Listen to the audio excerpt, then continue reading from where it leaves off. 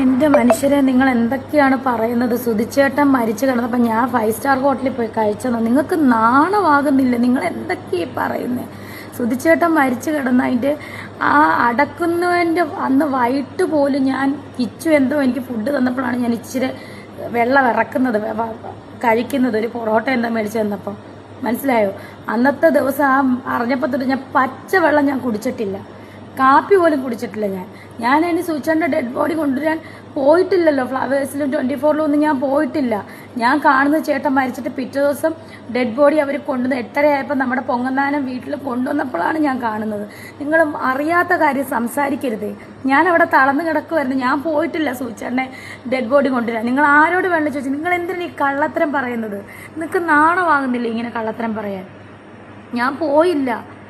ചേട്ടൻ മരിച്ചപ്പോൾ ചേട്ടനെ കൊണ്ടുവരാം, ചേട്ടൻ്റെ ഡെഡ് ബോഡി കൊണ്ടുവരാൻ ഞാൻ പോയില്ല. പിന്നെ ഞാൻ എങ്ങനെയാണ് 5 സ്റ്റാർ കടയിൽ നിന്ന് പോയി ഫുഡ് കഴിക്കുന്നത്? നിങ്ങൾ എന്തൊക്കെയാണ് പറയുന്നത്? നിങ്ങൾക്ക് എന്താണെങ്കിലും കാര്യം പറഞ്ഞിട്ട് സത്യം പറഞ്ഞിട്ട് വേണം നിങ്ങൾ സംസാരിക്കാൻ.